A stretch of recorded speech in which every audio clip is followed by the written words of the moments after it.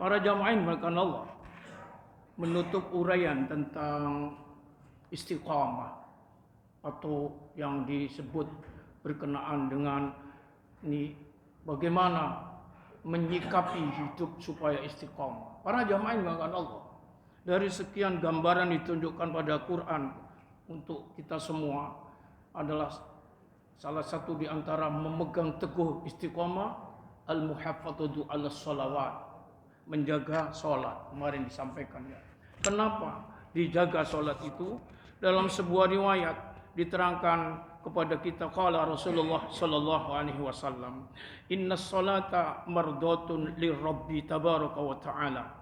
Sholat itu mengundang keridhaan Allah. Terus wa hubbul malaika. Sholat itu kecintaan malaikat. Sholat itu wasunnatul anbiya, sunnah perbuatan para nabi. Sholat itu nurul ma'rifah, adalah cahaya ma'rifah. Sholat itu adalah aslul iman, pokok dari keimanan ini. Ada orang mengatakan beriman tapi tidak sholat. Apa itu? Iman apa? Maka di situ sholat itu pokoknya iman. Lalu kemudian wa ijabatud doa. Sholat itu jalan menuju diijabahnya doa. Ada orang berdoa tak sholat.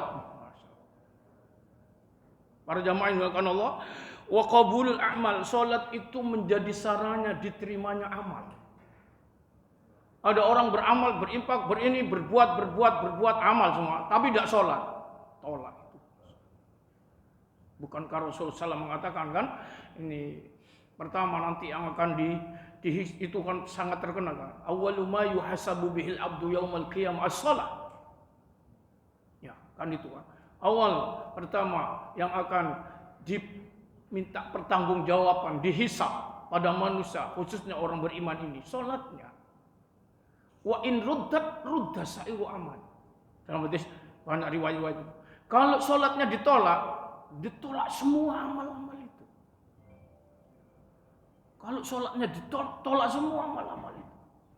Maka itu sebabnya menjadi sarana diterimanya amal-amal ini tergantung sholat. Sholat itu qabulul a'mal. Itu wa barakatu fi rizqi.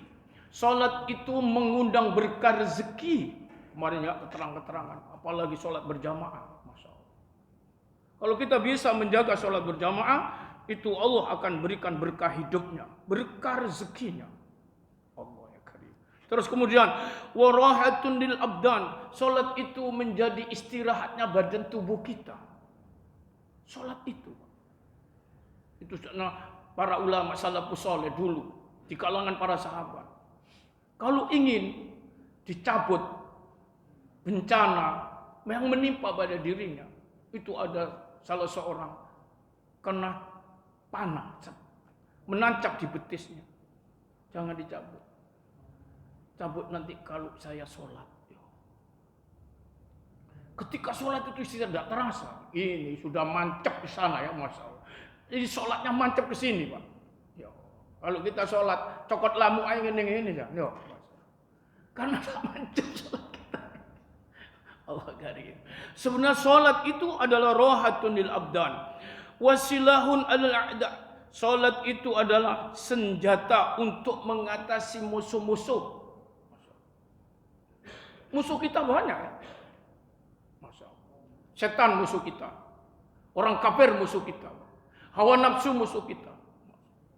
Untuk mengatasi musuh ini, perdekat kepada Allah dengan memanjatkan diri menjadi hamba-hamba yang penuh salatnya kepada Allah. Karena salat itu adalah silahun al-a'da. Terus kata beliau Rasulullah SAW, wa karahiyatul lisyaitan. Ini coba muncul. Salat itu adalah pembenci setan. Kalau ingin kita itu dibenci setan, salat. Karahiyatul lisyaitan. Untuk bisa membenci kepada setan. Kalau kita tidak sehat, kita menjadi senang kepada setan kita. Setan senang pada kita, kita senang pada setan. Bahkan kita akan menjadi setan. Itu yang setanul insi. Kenapa? Karena sholat. Maka kalau kita sholat, itu kita ini adalah membenci setan. Dan setan benci kepada kita. wa syafi'un baina sahibiha wa baina malakil maut. Dan salat itu menjadi syafi'un, penolong, pembantu, syafi', masyaallah, penyelamat, baina sahibiha, dari di antara pelakunya, masyaallah. Sekaligus wa baina malakil maut, penolong ketika nanti berhadapan dengan malakul maut. Siapa yang tidak mati? Semua mati. Kalau ingin menjadi penolong menghadapi malakul maut, solatlah dengan baik. Kata beliau Rasulullah SAW, wasirajun fi qabri, sirajun fi qabri. Solat itu menjadi sirat, lampu memadangi kuburnya. Itu kemarin hadis-hadis yang mengatakan, man hafadhu ala salawat kana lahu nuron wa burhan. Banyak dalil-dalil. Tetapi kalau orang itu sudah tidak sholat, itu gelap nanti, dikubur gelap. Laisa lahu nuron.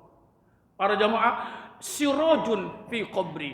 Terus ini sampai berapa ini? Sampai hampir 20 apa yang disebutkan. Nomor 13. Wa firasu tahtal jambihi. Sholat itu adalah menjadi firas. Firas ini hamparan. Ini kalau kita ada hamparan sholat ini. Ini kalau ada hamparan di sini. Sholat itu nanti hamparan kita tahta jambihi, di bawah lambung kita nanti di kuburan. Hadirin para jamaah, wa jawabu ma'a munkar wa nakir. Sekaligus sholat itu adalah sarana memudahkan untuk bisa menjawab persoalan yang dilakukan oleh munkar nakir di alam kubur. Itu dinamakan fitnatul kubur. Orang tidak sholat, sulit. Bagaimana bisa nanti menghadapi fitnah? Fitnah itu ujian. Ada fitnah kubur, ada adab kubur. Sebelum orang diadab, fitnah dulu kan. Kalau tidak bisa menjawab, adab Pak. Kalau fitnah kubur itu kita lolos, aman dari siksa kubur. Maka untuk itu kita harus jaga betul sholat ini. Masya Allah. Hadirin yang dimuliakan Allah, karena bisa wajawabu ma'a munkar wa nakir, wajawabu ma'a min munkar wa nakir. Berikutnya adalah mu'nisun wa zairun fi qabrihi ila yaumil qiyamah. Salat itu bisa menjadikan kawan, menyenangkan di dalam kubur sampai hari kiamat. Ila yaumi yub'atsun. Wa min waraihim barzahun ila yaumi yub'atsun. Kalau orang itu sudah mati, dimasukkan lahat. Ada di mana? Di kubur. Ketika di kubur itu memasuki alam yang tidak dunia, tapi di situ ada barzah namanya. Pembatas antara dunia dan hari kiamat. Sampai kapan? Ila yaumi yub'atsun. Panjang Pak. Mulai Nabi Adam, keturunannya terus sampai hari ini. Kiamat belum ditegakkan oleh Allah. Itu di mana dia? Di alam barzah. Ya Allah. Baik itu dikubur maupun dibakar maupun ditenggelamkan di laut, itu juga disebut alam barzah. Di saat itulah kalau orang itu sholat, akan menjadi penghibur sholat itu baginya. Masya Allah. Jangan dikira alam kubur lebih luas daripada dunia ini. Para jamaah yang dimuliakan Allah, faida kanatil qiyamah, apabila hari kiamat datang, saratis salatu dillan fauqahu, maka sholat itu menjadi naungan di atasnya. Ketika ada di mahsyar, 50.000 tahun gelandang. Ini sholat yang kita lakukan dengan baik, itu jadi naungannya. Terus kata beliau Rasulullah, wa tajan ala ra'si, sholat itu adalah menjadi mahkota di atas kepalanya nanti. Ini keutamaan sholat ya. Secara beruntun itu Rasulullah Sallallahu Alaihi Wasallam menyebutkan, walibasan ala batni, sekaligus sholat itu menjadi pakaiannya nanti di hari kiamat. Masya Allah. Ia digantikan dengan perbuatan sholat itu. Maka nanti seperti anak kita yang sekarang di dunia, macam-macam pakaiannya, kualitasnya itu juga tergantung bagaimana dia ketika waktu hidupnya menjaga sholat. Dapat pakaian bagaimana kita? Bagaimana selama hidup ini kita bisa menjaga sholat? Masya Allah. Wa nuron yas'a baina yadayhi, sekaligus sholat itu akan menjadi cahaya yang berjalan di hadapannya. Wa sitron bainahu wa bainan nar, dan menjadi penutup, penghijab dari di antara dia dengan api neraka. Allahu Akbar. Masya Allah. Begitu hebatnya ibadah salat. Wa hujjatan lil mu'minina baina yaday rabbi wa tabaraka wa ta'ala. Sekaligus menjadi hujjah antara orang yang mengerjakan salat itu dengan Allah Subhanahu wa taala. Itu yang disebut oleh Rasulullah SAW, man hafadha ala salawati kanat lahu nuron wa burhanan wa najatan yaumal qiyamah. Singkat hadis itu, tapi ada di sini semuanya panjang. Secara beruntun ditunjukkan oleh Rasulullah SAW. Salat itu adalah sikolan minal mawazin, menjadi pemberat timbangan nanti di mizan kita, masya Allah.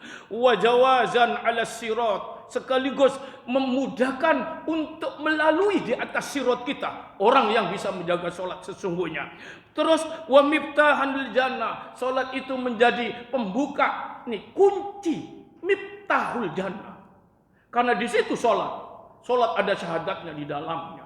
Tidak ada yang bisa membuka kunci surga kalau orang tidak sholat. Para jamaah, li'anna sholat tasbihun wa tahmidun wa tamjidun wa takdisun wa takdimun wa qira'atun wa du'aun. Karena sholat itu adalah tasbih, tahmid, tamjid, takdis, ta'dim wa qira'atun wa du'aun. Masya Allah. Sholat itu tasbih, memujikan Allah. Sekaligus tahmid, memuji pada Allah. Tamjid, membesarkan Allah. Takdis, mensucikan Allah secara takdis. Wa ta'dimun, mengagungkan Allah Subhanahu wa taala. Wa qira'atun, salat itu baca Quran. Wa du'aun, dan berdoa. Semua ini aktivitas apa yang dibutuhkan oleh kehidupan manusia itu tercermin ada dalam bagian-bagian salat itu. Masya Allah. Oleh karena itu, wa anna abdulul a'mal kulliha shalah liwaqtiha. Dari semua yang paling utamanya amal, seluruhnya itu as-salatu liwaqtiha. Salat tepat waktunya. Jagalah ini. Maka itu Allah Subhanahu wa taala pesan, hafidu ala sholawati was sholatil wusta. Istiqomah menjaga salat. Itu sebabnya Rasulullah sallallahu alaihi wasallam menyebutkan dalam suatu hadis, istaqimu walam tuhsu. Istiqomahlah, jangan menghitung-hitung. Itu salat kan terus, Pak. Seperti tak ubahnya kita makan. Kita makan setiap hari terus makan. Salat juga. Maka kalau tidak salat seperti yang mati kita. Rohani kita mati. Tahu banyak kalau kita tidak makan, mati kita. Maka istiqomahkan sholat, lebih-lebih berjamaah ini. Itu Rasulullah pesankan, istaqimu walam tuhsu. Itu juga sholat fardu yang dijaga dengan berjamaah, juga sholat sunnah. Kalau bisa jangan tidak istiqomah. Malam bangun, tahajud, istiqomahkan. Duha kita lakukan, istiqomahkan. Rawatib kita lakukan, itu bila ada, lakukan. Istaqimu walang tuhsu. Istiqomalah, jangan membuat perhitungan. Fa inna khaira a'malikum shalah, karena sesungguhnya sebaik-baik amal perbuatanmu itu adalah salat. Wala yuhafidu 'alal wudu' illal mu'min, dan tidak akan bisa orang memelihara dan menjaga wudhu kecuali orang percaya dan punya iman kepada Allah Subhanahu wa taala. Mudah-mudahan kita bisa menjaga salat ini sampai di penghujungnya hidup kita ini, mengakhirinya dengan husnul khotimah. Bismillahirrahmanirrahim. Alhamdulillahirabbil alamin. Hamdan yuwaffi ni'amahu wa yukaffi'u mazida. Ya Rabbana lakal hamdu kama yanbaghi li jalali wajhika wa 'azimi sultanik. Allahumma shalli ala Muhammad wa ala ali Muhammad. Allahumma anfa'na bima 'allamtana wa 'allimna ma yanfa'una warzuqna ilma yanfa'una. Allahumma ij'alna muqimis shalah wa min dhurriyyatina. Rabbana wa taqabbal du'a. Allahumma ij'alna waj'al أهلنا وأولادنا وذريتنا وتلاميذنا وطلابنا من أهل العلم وأهل التقى والصلاح والخير وأهل القرآن وأهل الجنة، ولا تجعلنا وإياهم من أهل الشر والجهل والضير وأهل الفتن والنار. ربنا اغفر لنا ولوالدينا وارحمهم كما ربونا صغارا. ربنا آتنا في الدنيا حسنة وفي الآخرة حسنة وقنا عذاب النار. وصلى الله على خير خلقه محمد وعلى آله وأصحابه أجمعين. الحمد لله رب العالمين. سبحانك اللهم وبحمدك أشهد أن لا إله إلا أنت أستغفرك وأتوب إليك. والسلام عليكم ورحمة الله وبركاته.